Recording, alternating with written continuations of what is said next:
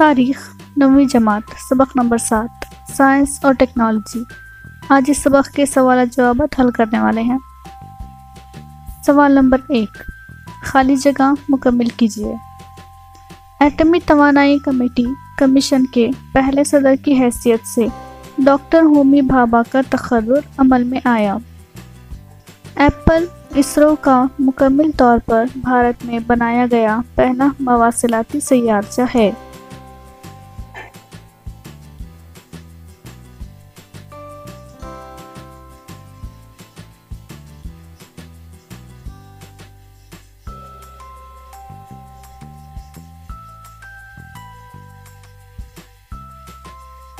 سوال نمبر 2، مندرجہ ذیل سے غلط جوڑی پہچان کر لکھیے۔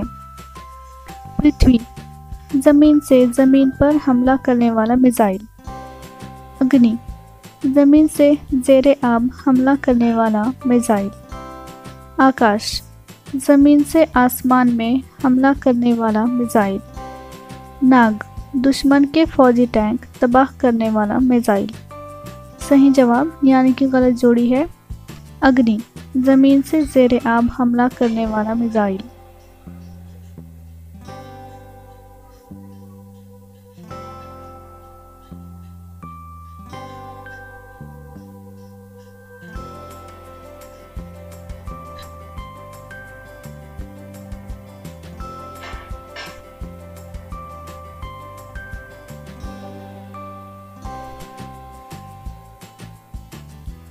سوال نمبر 3، سائنس اور ٹیکنالوجی کے میدان میں بھارت کی ترقی ظاہر کرتا ہوا زمانی خط فی دہائی کے اعتبار سے تیار کیجیے۔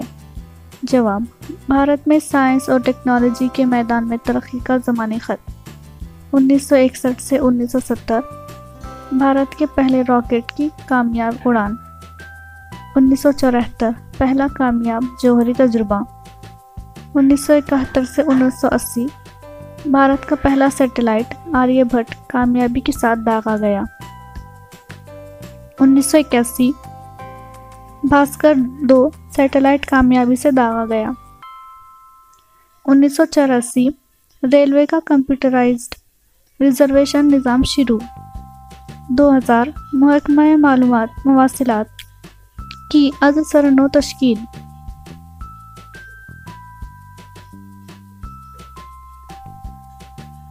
سوال نمبر 4، درج ذیل اصطلاحات کی وضاحت کیجیے۔ سوال، خلائی تحقیق۔ جواب، خلا کی تحقیق کرنا، موسمیات کا اندازہ لگانا، خلا میں سیٹلائٹ بھیجنے کے بارے میں مطالعہ کرنا وغیرہ قسم کی تحقیقات کو خلائی تحقیق کہتے ہیں۔ خلائی تحقیق کے بنیادی پروگرام پر عمل آوری اور مزید تحقیق کرنے کے لیے بھارت میں اسرو کی بنیاد رکھی گئی۔ خلائی تحقیق میں ماحولیات کا مطالعہ بھی کیا جاتا ہے۔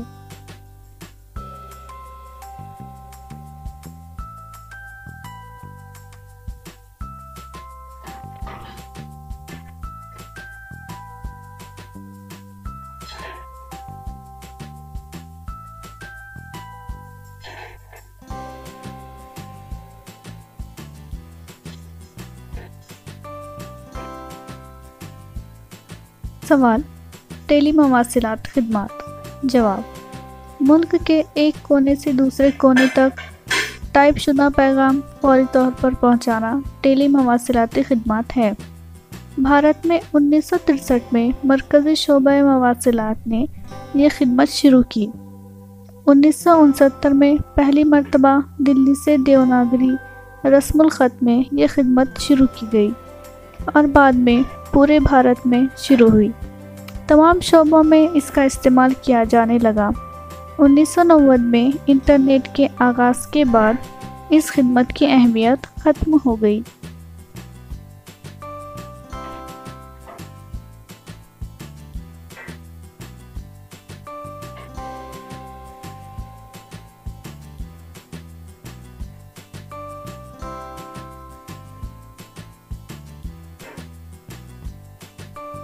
سوال نمبر 5، درج ذیل بیانات کی وجوہات لکھیے۔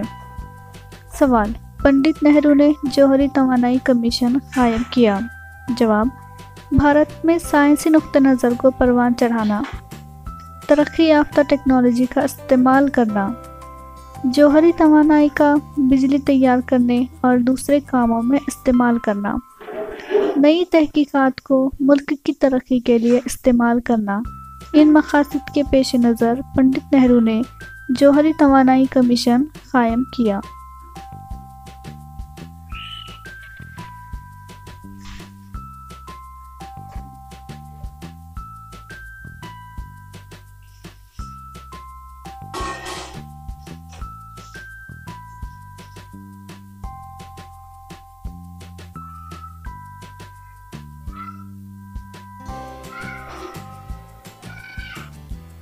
सवाल, भारत ने एटमी जांच तजुर्बा करने का फैसला किया। जवाब, भारत के पड़ोस में चीन एक एटमी ताकत है। चीन की मदद से पाकिस्तान भी एटमी ताकत बनना चाहता था। भारत को अपनी हिफाजत की ज़रूरत थी। अमन और खुदकफीली के लिए भारत ने 1947 में एटमी तजुर्बा करने का फैसला लिया।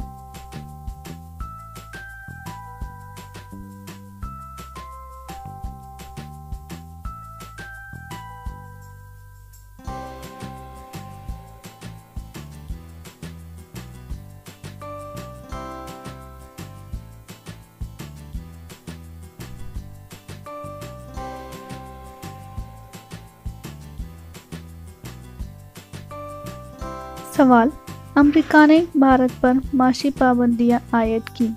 जवाब, अपनी एटमी ताकत साबित करने के लिए भारत ने 11 मई 1998 को पोखरण में दूसरा जौहरी तजुर्बा किया। 3 जौहरी तजुर्बे किए गए, जिनमें से एक हाइड्रोजन बम का तजुर्बा था। ये ऐलान किया गया कि भारत जौहरी असलहे का इस्तेमाल करने में पहल नहीं करेगा, लेकिन अमेरिका इस तरह के तजुर्बे करने के खिलाफ था। इस वजह से अमेरिका ने भारत पर माशी पाबंदियां आयद की।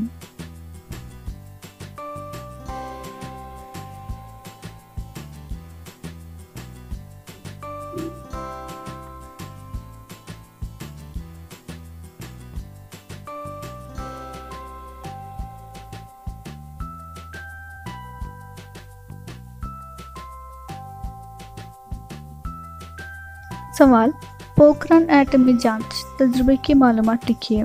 जवाब, भारत के पड़ोस में चीन की एटमी ताकत और इसकी मदद से ख़ुद को एटमी ताकत बनाने के लिए पाकिस्तान को कोशिश के इम्कानी ख़तरे से निपटने के लिए भारत का एटमी ताकत बनना ज़रूरी था।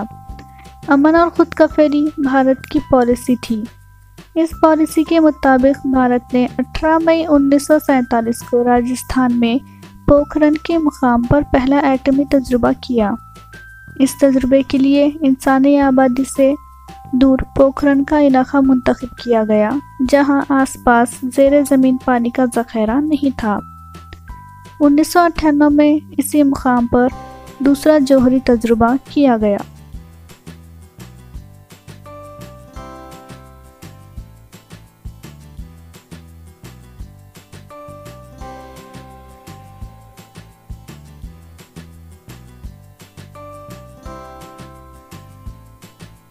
सवाल, भास्कर एक मसनवी सैयारा किन शोबों में कारामद है।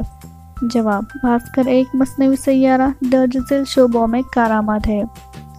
ज़मीन की सतह पर मुख्तलिफ उमूर का मुशाहिदा और रिमोट कंट्रोल तकनीक से करना, ज़ेरे ज़मीन पानी और मादनियात के ज़खायर तलाश करना, मौसमियात का अंदाज़ा लगाना, ज़मीन के अंदरूनी हिस्से, माहौलियात और जंगलात से मुताल्लिक़ तस्वीर लेना, बहरियात के फ़रोग़ के लिए इस्तेमाल करना।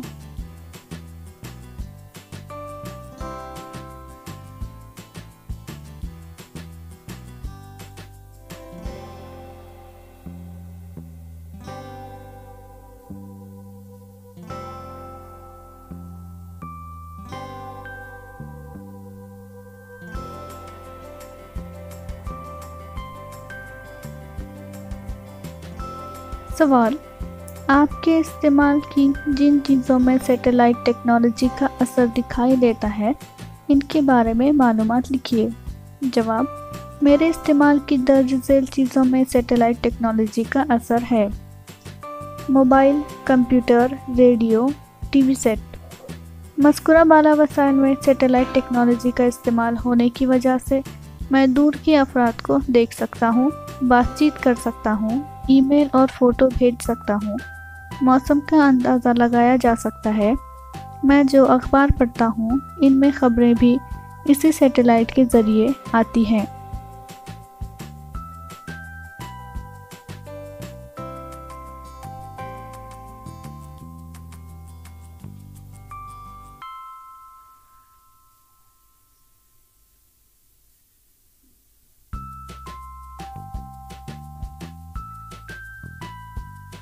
سوال: ڈاکٹر اے پی جے عبدالکلام کو میزائل مین کہا جاتا ہے، وضاحت کیجیے۔ جواب: 1983 کے بعد ڈاکٹر اے پی جے عبدالکلام کو دفاعی تحقیقات ترقیاتی ادارے کا صدر بنایا گیا۔ ان کی قیادت میں پرتھوی اور اگنی میزائلوں کا کامیاب تجربہ کیا گیا۔ انٹیگریٹڈ گائیڈڈ میزائل کی ڈیولپمنٹ پروگرام کے زیر اہتمام میزائل ترقی کا پروگرام شروع کیا۔ زمین سے زمین پر حملہ کرنے والے میزائل بنائے گئے۔ ایسی زبردست خدمت کرنے والے اور میزائل پروگرام کے بانی ڈاکٹر اے پی جے عبدالکلام کو میزائل مین کے لقب سے یاد کیا جاتا ہے۔